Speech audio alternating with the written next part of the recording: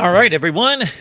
Good to see everyone out there in the maize and blue. Time to talk Michigan football here at the Voice of College Football. And we have posted recent videos with Justin Rowe. He joined us a couple days ago. Those videos, most of them I've already posted here to the Michigan channel. Check those out. We ran down a lot of exciting news for Michigan football concerning spring practice, concerning, of course, the spring games coming up this Saturday at 3 p.m. Eastern time. And here's the deal at the Voice of College Football. We're going to have a Michigan watch party. Michigan is the only game in town for spring football on Saturday. We're going to do a watch party with you. We are hosting that on Patreon. However, we will have the link available here and over on the main channel for everybody to join. So you don't have to be a Patreon member to join the watch party. So again, Michigan watch party, spring game, April 1st. This is no April Fool's joke. This is take it to the bank. We will be here. We will watch the Michigan spring game together, then come back here and answer your comments, questions, and your phone calls here at the Voice of College Football. Our next shows tonight, Florida State at 6, Miami at 7 Eastern on those respective channels. But the conversation with Justin Rowe focused on JADYN Davis. Of course, the 5-star quarterback is going to make his commitment known this Friday. I believe the time is 1:30 Eastern. Michigan and 4 others. What is that? Ohio State, Notre Dame, Tennessee are 3 of the 4. Michigan seems to be in the driver's seat. A lot of crystal balls out there, most of them going Michigan's way for JADYN Davis, one of the top quarterbacks in high school football in this 24 class. And of course, then we'll see what the impact is there, not just getting a top level quarterback, but then all the fallout from that, which is a lot of guys want to play with talented players. Talent wants to play with talent, and especially when you're talking quarterbacks, wide receivers. So maybe Michigan can pick up the kind of talented wide receiver that they have generally been unable to do and bring in recent years. Bring your comments and questions. We hope to be joined by Dre here in the next few minutes, and also John Diadamo. John is not going to be able to join us today, but Isaiah Hull, Wolverines Wire, is out there, may be able to drop by and talk some Michigan football with us today.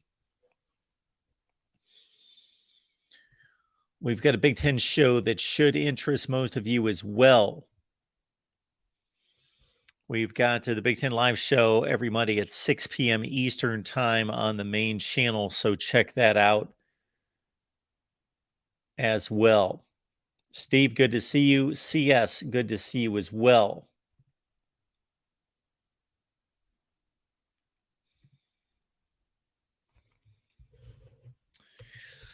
I have just made it in the door myself, so I am kind of scrambling in regards to what we've got going here for the Michigan show.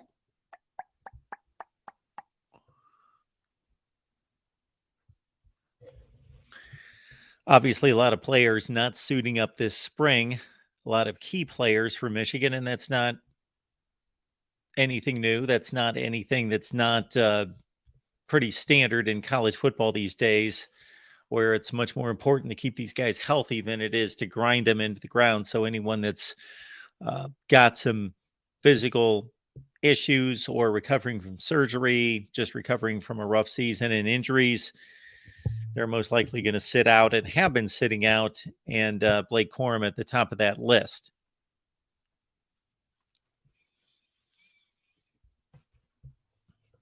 I spent part of my day defending Michigan against Nebraska, 1997. For some reason, that was brought up at one point here recently. Maybe there was a poll on Twitter. I believe that's where it started. Who would have won the 1997 matchup, Nebraska-Michigan? Of course, they split the national championship.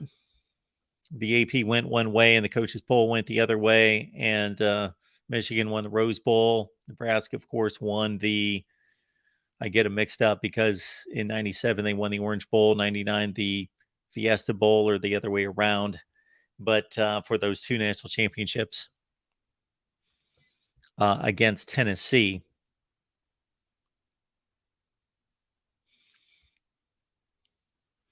96, 97, of course. So I found that interesting. And I love those kind of debates, just so we keep the debates in line. You know, a lot of people like to start a debate and then they really don't know what they're debating, or they don't stay consistent with the debate. But and debate month is coming up here at the Voice of College Football in May. Let's keep that all of you keep that in mind. In May, in the month of May, after we get through all the spring games, analyze those, then we take off toward the summer. And in May, it's going to be debate month here at the Voice of College Football. So if you've got a debate, and I've already marked down, one of the great priorities is going to be to discuss 1997 Michigan versus Nebraska. But if you've got a debate, hit me up, let me know. Don't leave it here in the chat, but leave it elsewhere, and we will discuss your debate topic, and we will get the right people in play that know what they're talking about to have a reasonable and engaging debate.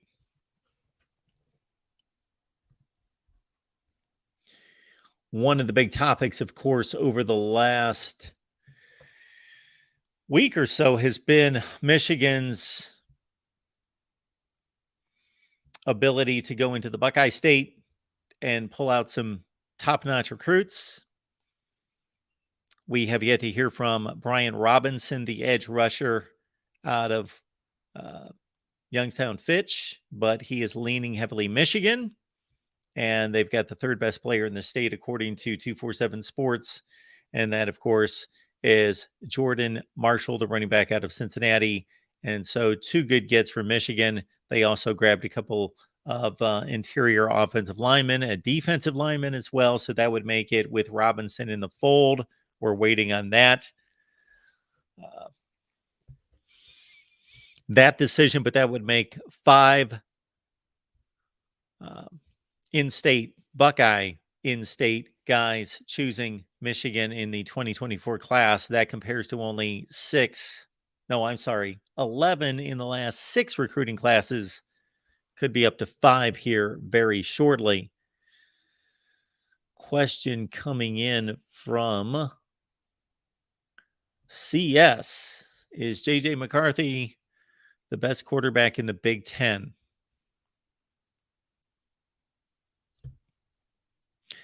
If every quarterback reaches his potential in the Big Ten, then J.J. McCarthy's the best. I don't have much reservation in answering it that way. We'll start there. Talent ceiling goes J.J. McCarthy's way. Right now, I think we've got a decent argument. Well, Drew Allers, of course, got that kind of potential as well. But J.J. McCarthy is the combination of proven plus the talent ceiling. Talia Tagovailoa would be in that conversation. And really, besides him, you know, the two rival quarterbacks at Penn State and Ohio State could match him or surpass him, but they've proven nothing. So yes, J.J. McCarthy right now would have to be considered the best quarterback in the Big Ten. Who am I missing? Anyone? I don't believe so. It's not a strong quarterback league, and has not been for quite some time. That should be concerning to Big Ten fans. It's not been a great quarterback league since when? When was it last really strong quarterback league? Ohio State has dominated the quarterback situation for quite some time. And other than that, we've had our look at Aiden O'Connell. We had a hot year from Tanner Morgan in 2019. And we've had a lot of guys like Nate Stanley at Iowa, who are fringe NFL prospects. But the quarterback situation in the Big Ten compared to the SEC, compared to the ACC, for the Big Ten to continue to be a better conference right now than the ACC is pretty substantial at the other positions, because the ACC has been a far better quarterback league in recent years and still is right now until proven otherwise. Is there hope for the Big Ten? There's some. Well, there's substantial hope at the top rungs because Michigan has J.J. McCarthy. Ohio State is loaded, whether Devin Brown wins it or, as expected, Kyle McCord wins it as a former 5-star and Drew Aller as a 5-star. But as you go deep through the ranks, what else is there? Luke Altmaier is a pretty strong prospect from Ole Miss, now at Illinois. Kalik Manis, I think, is going to be a pretty good quarterback in Minnesota, but he doesn't look to be elite. Good question there. Yes, J.J. McCarthy right now, I would have to rank him as the best quarterback in the Big Ten. I can't imagine I'm missing anyone. Tanner Mordecai, good addition to the conference.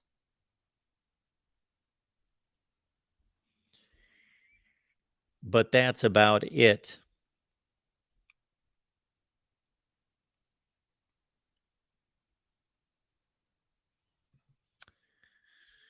We've got, so Jason, I thought it was the weather. Ohio State fans never run out of excuses. You don't want to run out of things in life. It sucks when you run out of something maybe in-house and you can't, you got to order it. It takes a few days, so you don't want to run out of excuses either. Better running back room, CS. Penn State, Ohio State, Michigan. Great question.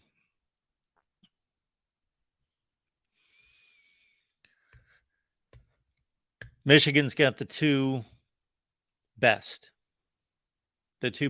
proven. I wouldn't be surprised if we were sitting here a year from now, looking back at 2023, and either one of those three would be number one.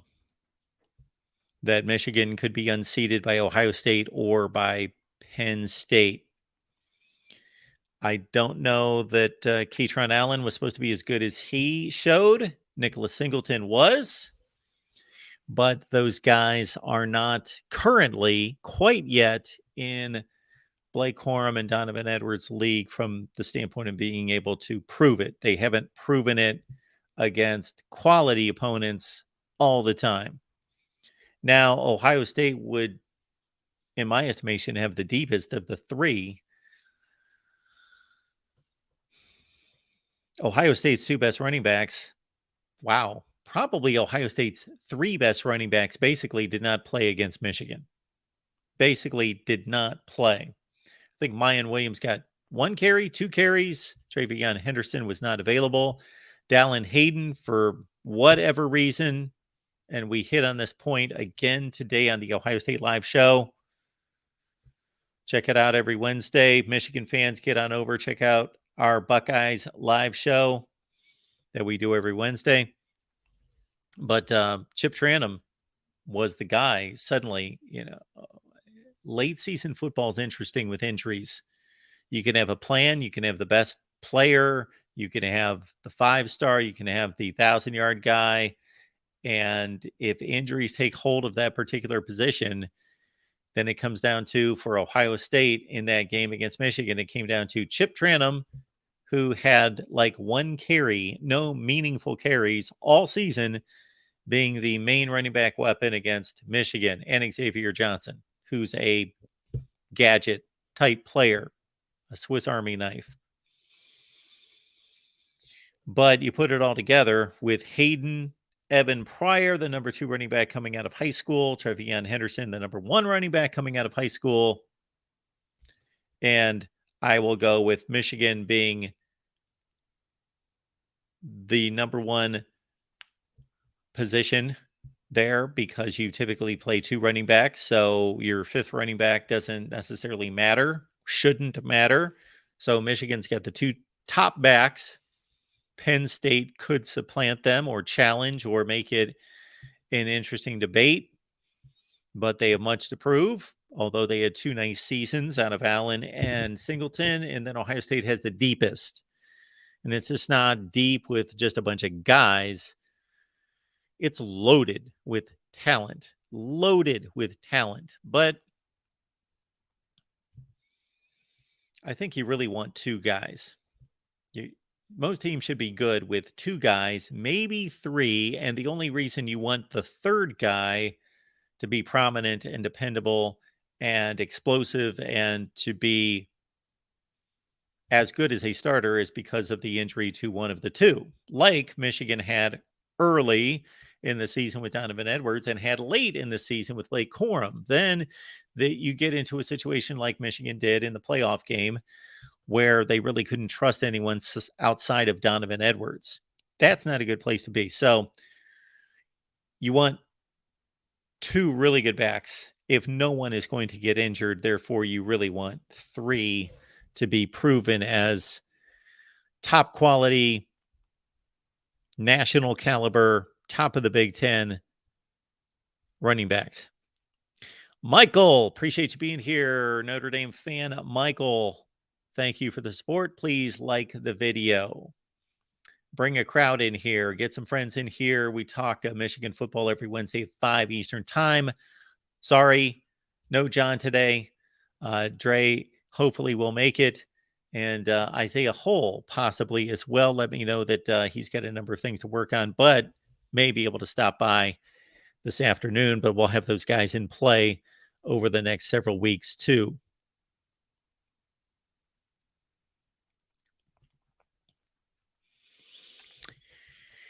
Yeah, not that it matters a ton, Noof Dog, but it would be fun to see all those guys race.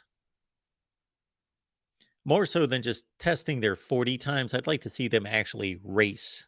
Take Donovan Edwards, Travion Henderson. I would guess those are the two fastest.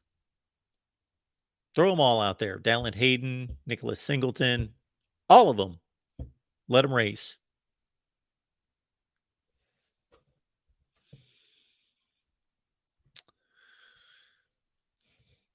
Jay Marion, great team chemistry in that weight room from Michigan watching the Blake video.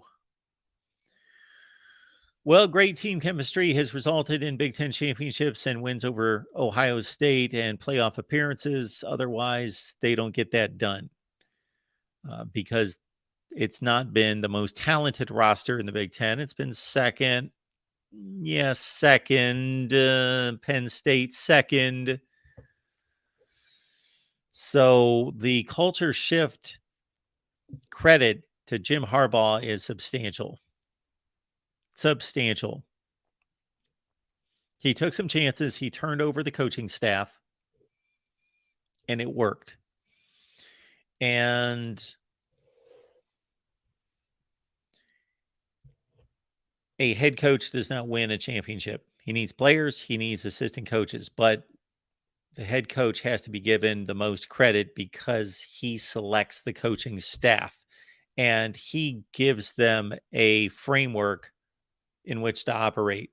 So he sets the agenda, he sets the organizational standards, he sets the work ethic, he sets everything in place to allow those coaches to do what they do best, and that's coach the positions.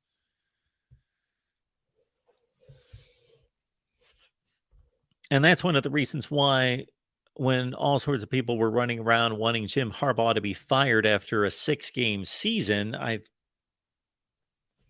am on record all over the place as saying, whoa, hey. Hang on just a second. They won 9 games last year. They played a decent game against Alabama. Yes, they have work to do. Yes, they appear to be miles behind Ohio State or something close to that, something in that range. They are significantly behind Ohio State, but Jim Harbaugh is still winning 9 and 10 games a year. Let's not overreact to a 6-game season in which the whole schedule, and just everything was thrown apart.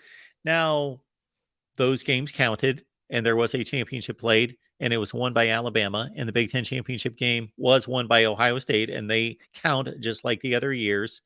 And really, the college football playoff showed us that the best programs and the best teams under adverse situations and the best coaches, they're going to deal the best with those adverse situations. So I give full credit to the games played in 2020, but I also understand that when a coach has a track record as strong as Jim Harbaugh, then he has one season in a half a season that was delayed by months, in which you couldn't play, you couldn't build your team, you couldn't develop your team, you couldn't do all the things in person that you needed to do throughout the off season, that was compromised. So credit the teams that got it done in the COVID season, but also, give some kind of slack to the teams that had down seasons. Penn State, James Franklin. Now, for those particular coaches and programs that suck every year, and then they sucked in the COVID year, well, no excuse there. You're underachieving before and after the COVID season. But I just think that there were certain programs, and I think Michigan was one, that did not get its act together for that particular season. And shoot, they lost 4 games. They lost to Michigan State. They lost to Penn State. Michigan State, Penn State. I believe they came out opening night and just buried Minnesota. Yes, Minnesota on the road. Joe Milton started at quarterback. They had a great game. They scored a ton of points. They won like 45-20. And then after that, Michigan State, Indiana, Penn State. They beat Rutgers. They beat Minnesota. Oh, they lost to Wisconsin. That was an ugly game. Yeah, they lost to Wisconsin. They got buried by Wisconsin like 42-11 or something strange like that. All right, keep them coming here. Michael, thank you so much for encouraging everyone to hit the like button. We appreciate that. Got about 60 folks on the line. Please hit the like button before you get settled.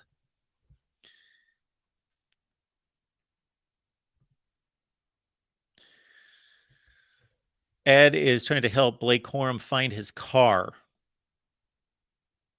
I had a couple friends who couldn't find a car on campus one time, and we were not able to do anything for them. All right, look at this. We got Dre showing up. Dre Artis, everyone. Dre, what's going on today? Nothing much. For one, how are you hearing me there? Oh, we got you. Good. We got you good. No, it's great to to rejoin the show. Pretty big news coming up on Friday, and I'm sure you probably have touched on it regarding Mr. Davis. Yeah, so we know that at 1:30 on Friday, we talked about it, and all the indicators I see are in Michigan's favor. Yeah, and that's great news. Like nothing's a certainty, but I believe the crystal ball prediction is that JADYN Davis will be committing to the University of Michigan. So obviously that's great, right? One thing we constantly talk about is it's so important to um, replenish the stable, right? If you want to have sustained success in your program, you can't just bank on 1 or 2 classes being good. You have to constantly bring in talent because look, some kids don't work out, some kids transfer out, and some just don't quite hit on what their expectations are. They may be good players, but they may not realize their potential. Then sometimes you get lucky and find diamonds in the rough. So it's really important to keep your nose to the grindstone and bring in premium talent when you can. And this is a great opportunity to bring in one of the best, if not the best, quarterback in that particular class, and have the next guy in waiting after J.J. McCarthy's career is over at the University of Michigan. There's an edge rusher. I don't know if you're familiar, but he's out of Youngstown Fitch. He's the fourth rated player in the state of Ohio. And it's being reported that he is leaning heavily Michigan. So Michigan gets the third best player in the rankings out of the state of Ohio last week, a running back in Jordan Marshall. So this would be the fifth Ohio player to sign. Well, hang on, commit. Of course, the signing comes in December, so nothing's locked in until December, but commits to Michigan in this cycle. So there's a lot of Ohio State fans worried. There are a lot of Ohio State fans that say, no big deal. We didn't want them. There's a lot of Michigan supporters that say, hey, this is a turning of the curve here. This is a flip. This is a changing of the guard when we can go into Michigan. And I'll just get your thoughts on it. Then I'll let you know what kind of I looked into over the last few days. Yeah, well, look, when you look at historically speaking, some of Michigan's best teams, their best players came from the state of Ohio, right? So that is a great sign for Michigan to find ways to get those guys into their program. It just is what it is. I mean, the state of Ohio has been a hotbed for premier football talent for forever, especially compared to the state of Michigan. It just is what it is. So the fact that Michigan has found is showing signs that they are not only just pulling players from that state, but premier talent, that's great. That's a great sign. And I don't think that it is a coincidence that it goes alongside of the fact that Michigan has beat Ohio State 2 years in a row. That matters. Look, the game is the game for a reason. It has the eyes of the entire nation. More importantly, these kids in high school who are looking for their college of choice. And the fact that Michigan has came out on top the last couple of years in convincing fashion, mind you, that is absolutely, I believe, playing a factor in this potential changing of the guard. Uh, so no, I'm extremely excited. It's good to see, and especially with this past recruiting class not being very special, it's good to see signs that that momentum that we've been asking for. I know myself, John, Des as well have talked about where you've had these two great seasons back to back. You want to see that correlating in the recruiting rankings. Before we get back to recruiting, since you did mention the game and the power and the influence of the game, I will let everyone know that I'm in the midst of producing a series because of this Pac 12 situation and them trying to negotiate a media rights deal, and it seemingly being a very difficult accomplishment for the Pac 12, and they're kind of boxed into a corner in the whole deal. So, anyway, I produced a video where I looked at Pac 12 TV ratings. And then have since compared those with the Big 12, tacked on the ACC next, the SEC released today, and Big 10 fans you'll be interested to see. We'll release the next video on the Big 10, and then we'll tie it all together and summarize all of it and throw them all together. But yeah, over 17 million people watched Ohio State and Michigan. It was by far the highest and most watched game of the college football season. And the SEC and the Big 10 accounted for the top 15 games.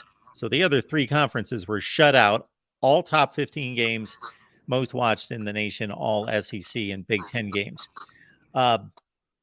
So I'm going to try to play it in the middle in regards to whether this is not a big deal, Michigan going into Ohio, or it is a big deal. I try to be measured and try to be somewhere in the middle and find the each side and argue each point.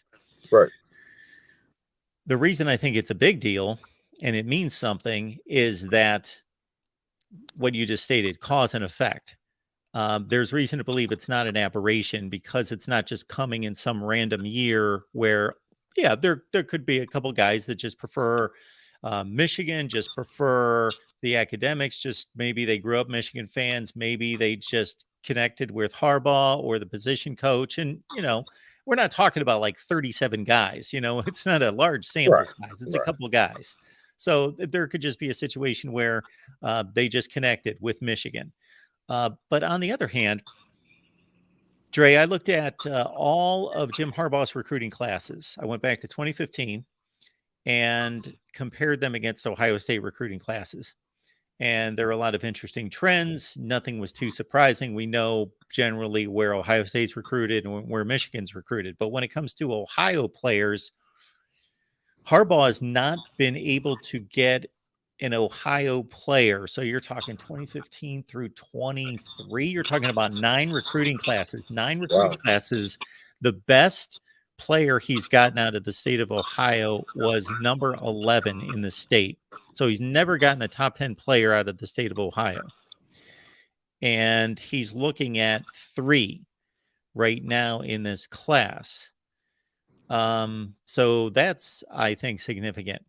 The other thing that I find kind of maybe something Ohio State might want to look at is that generally you can go through these classes and you can tell Ohio State's really in on like the top 8 guys. And then after that, they're not real interested. Like Right. once it falls off that 4-star level, and that's about where it is, about the 8th or 9th guy, and then it drops. And so, for example, in the 2023 class, Ohio State got 7 of the top 8 players, and they didn't mess around with anyone else. The thing, though, is who's produced the best offensive line in the country the last 2 years? Well, it's been Michigan. Mm-hmm. And so then when I look at this particular recruiting class, I see where 2 interior offensive linemen, well, one of them's a tackle, I believe, but 2 offensive linemen are the 15th and 16th rated players in the state of Ohio.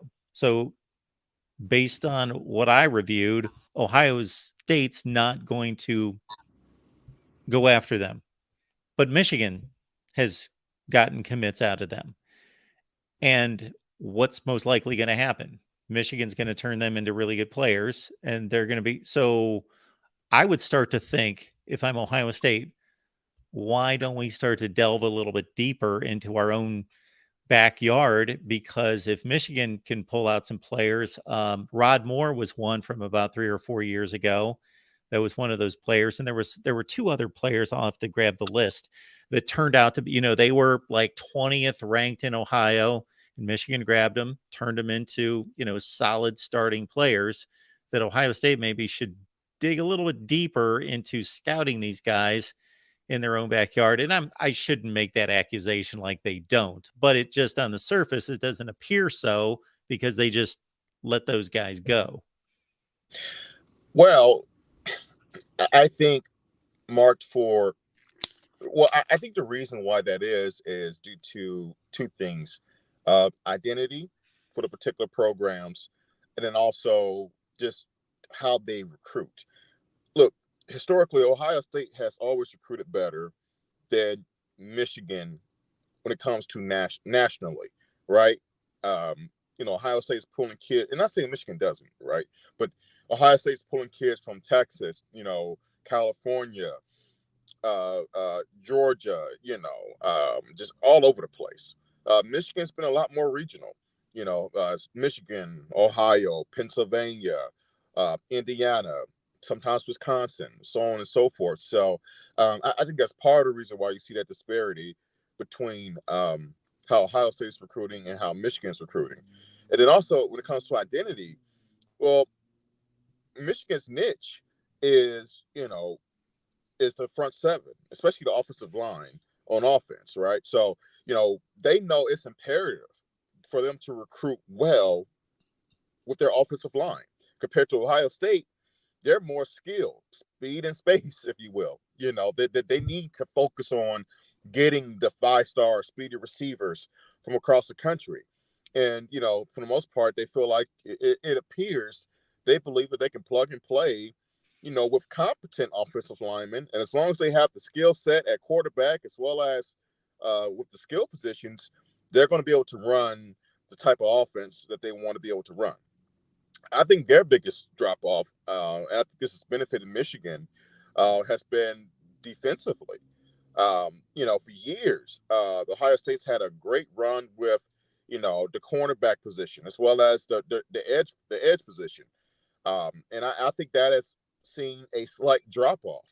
maybe not in terms of how they were recruiting. And forgive me, number 44, he's a beast. I can't say I forgot his last name. So I'm not saying they're totally devoid of talent. They still have high talent there, but it hasn't been as consistent as it has been. I think that's also kind of played a role over the last couple of years. Now, I don't know if that's recruiting. I don't know if that's coaching, development, uh, how these players are being implemented on the field, but I guess it remains to be seen. Just call him JTT. That's the easiest way Well, he's a to, beast.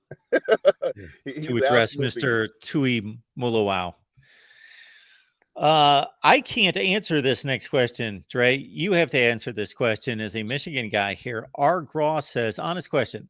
Why are fans, meaning Michigan fans, so fixated on beating Ohio State and not demanding a postseason win? I know I bring it up enough, but fans seem content with losing in the postseason.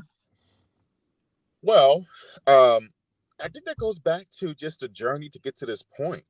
Um, when you for years, especially on the Harbaugh, well, you got to go back before Harbaugh, right? After Lloyd Carr stepped down as head coach of the University of Michigan, we went to the quote unquote dark times of Michigan football with Rich Rod and then Brady Hoke.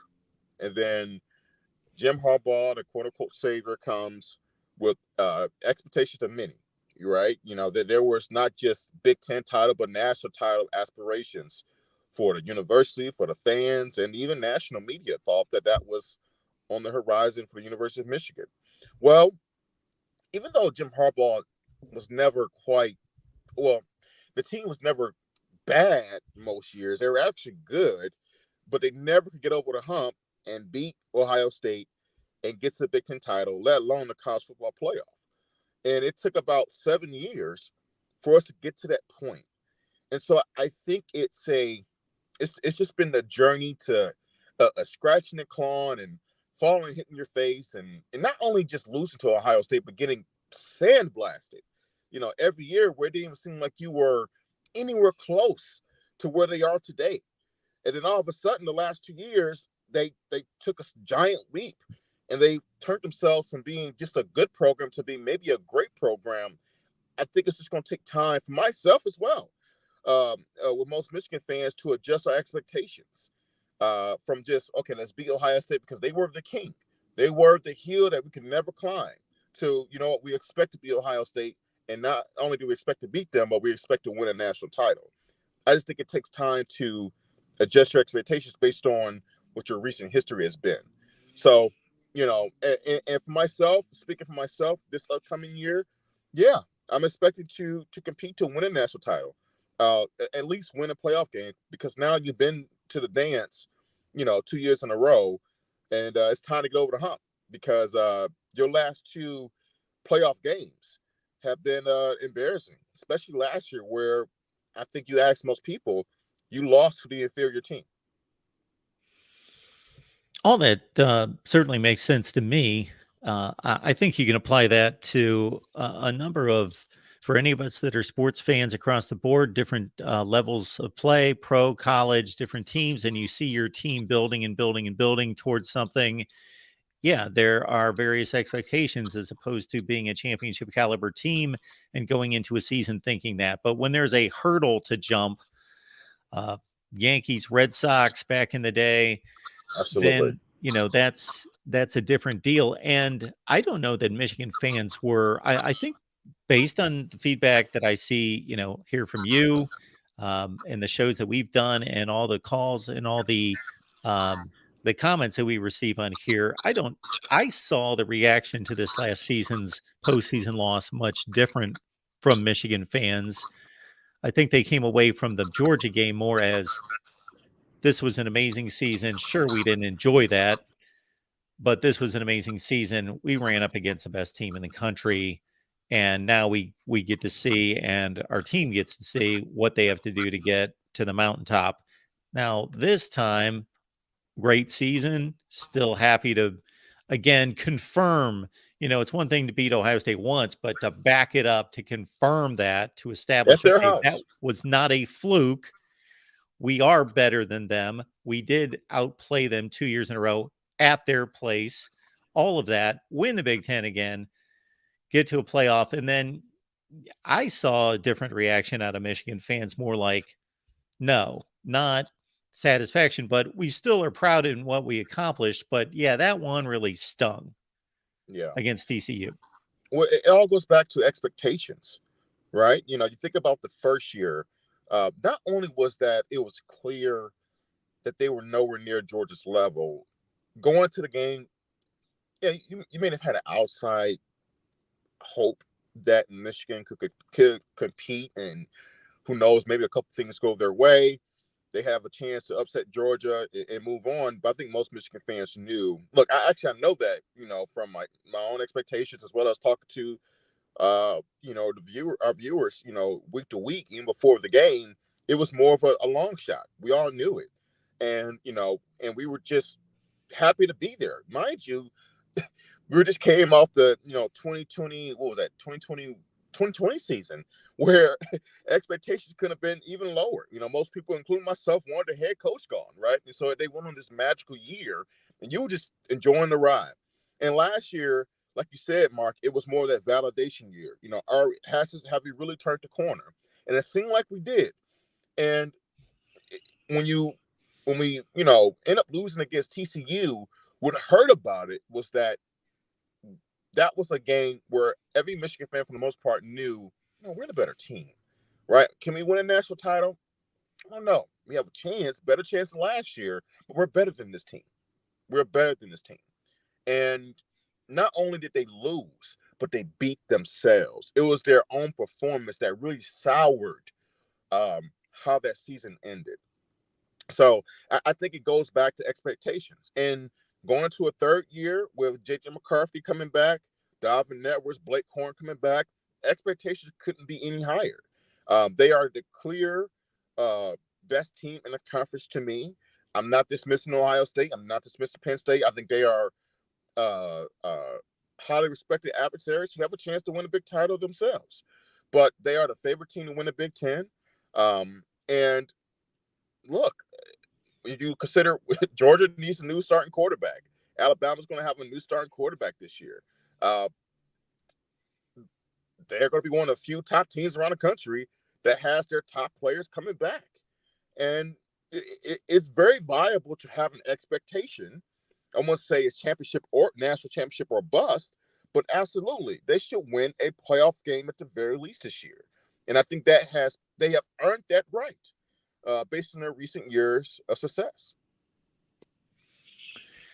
Folks, we're going to watch the Michigan spring game over on Patreon, but you don't have to be a member. We're going to send the link over here and also on the main channel, and we'll spread it out there all over the place, Twitter and so forth, so you can jump on in and watch the Michigan spring game with us. So speaking of which, Dre, do spring games interest you? And is there anything you want to get out of this? Is this going to tell you anything? Number one is health. That's always my golden rule during the entire all-season period. Case in point, last year, J.J. McCarthy got hurt, right? And some people think that delayed his development, particularly with the passing game. Don't want to see that this year. You want your main guys to be healthy. I look at the spring game as equivalent to the NFL preseason games. You want guys to be healthy. Do you look for certain signs and sparks? Sure. But it's always interesting. It's hard to kind of gauge, okay, is this guy good versus us? Because he's familiar with our guys. He's familiar with our coaching staff, how they like to play, how they like to call stuff, compared to a true opponent. It's a little bit hard to gauge. So, do I tune in? Absolutely. I need to know what's going on. But I'm not getting too high or too low based on performances that I see. And also because of how the coaching staff run the game. They're not showing a lot. So, that's also a big part of it as well. You want to see, some of the young guys get in there, and, that most likely you may not see some of those guys play in the regular season. So that's always nice.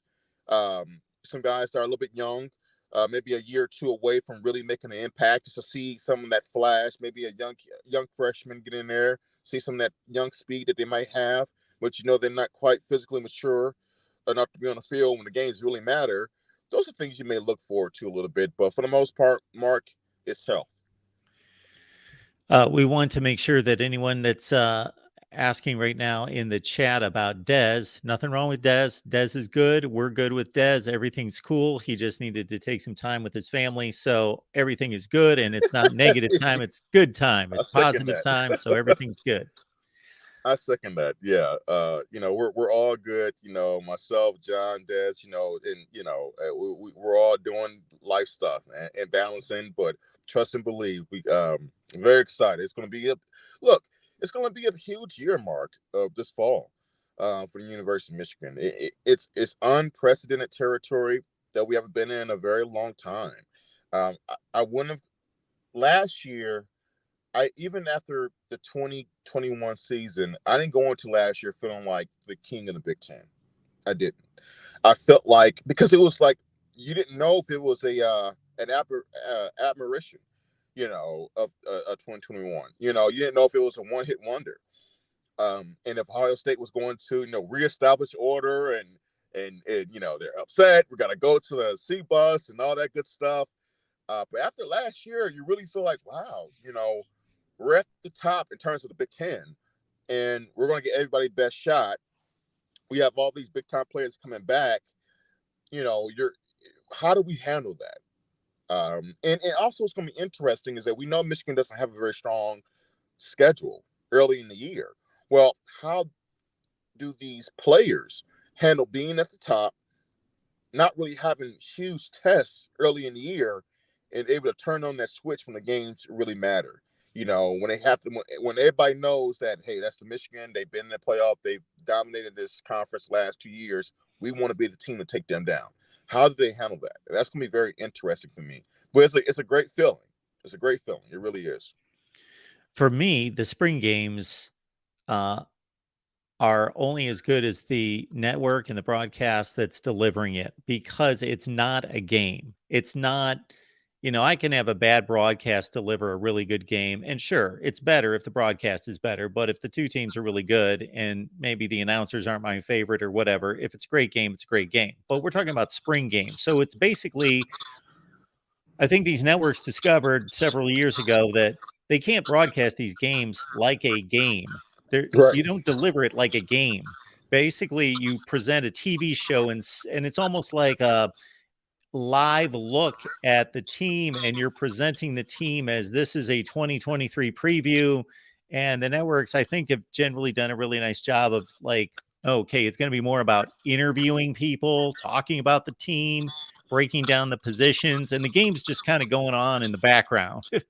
And you can just watch the game, but they're talking about whatever they want to talk about. It's not like they're diagramming 4th and 3 plays about, oh, what decision should they make? Like, this is crucial that they get this right. And no, it's you just kind of watch the game, but it's more about listening actually. And if it's done right, and I think between BTN and ESPN and the other networks, they've done a pretty good job of figuring that out over the last several years.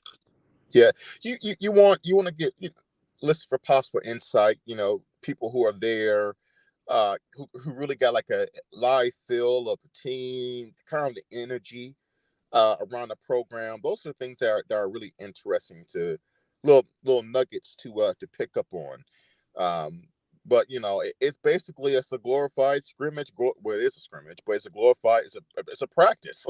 It's a the teams are wearing their uniforms, and it's, and once again, you're not seeing a lot of depth in the playbook. It's very vanilla, but it's exciting. You get to see the fourth string quarterback going there, and a guy who would likely never, unless it's a San Francisco 49ers situation where all your three of the quarterbacks, get hurt. Other than that, you're never going to see that kid play in the game, most likely, for your program, unless you're up 100 points. So, those things are kind of fun. You see the walk-ons, those kind of cool stories. Yeah, to all of us, it seems important. Like it's more important than the other practices just because there are TV cameras there and we can see it. So to Right. us, it's more important. To the coaches, it's just like the other 15, the other 15 practices. Oh It's yeah. no different. It might be less important because with the TV cameras there, they're going to be vanilla. Oh yeah. Uh, and without the cameras there, they're going to work some things in that they don't want Penn State and Ohio State to see. So, Yeah. Yeah. I absolutely agree with you. But it's a fun time. You want to see the kids go out there and have a semblance of playing in the stadium with their uniform on. It's been what, I don't know, for 5 6 months since they've done that. With the last game at Michigan Stadium was actually, I went there. It was on November 20th, I think it was, when they played Illinois. So, and I remember that day well. It was cold. So it's going to be good for those kids to get back out there and they'll probably jump up and touch the banner like they always do. And but like I said, Mark, the main thing is you want kids to stay healthy. They're still playing football. We know how this game works. It doesn't take a lot for a mishap to happen in terms of health. So that's the main thing that you want to see come out of that game. Dre, I'm going to have to run. I appreciate you stopping by, keeping me company. It's so much better with you here. So appreciate that. Have a No problem. great evening, and we'll catch you soon, man. Take care. All right. Yeah. Look at the banner right there. I am running to Florida State Seminoles Live. That's over on the FSU channel. If you want to continue to talk college football, Florida State. Otherwise, grab your Michigan conversation, bring it on over to the Florida State channel, whatever you want to talk about over there. We're talking Florida State football. It's a great show. You'll want to be there over on the Florida State channel right now. As for Michigan, we'll be back here next Wednesday. We've also got a Big Ten show on the main channel every Monday at 6 Eastern. See you soon.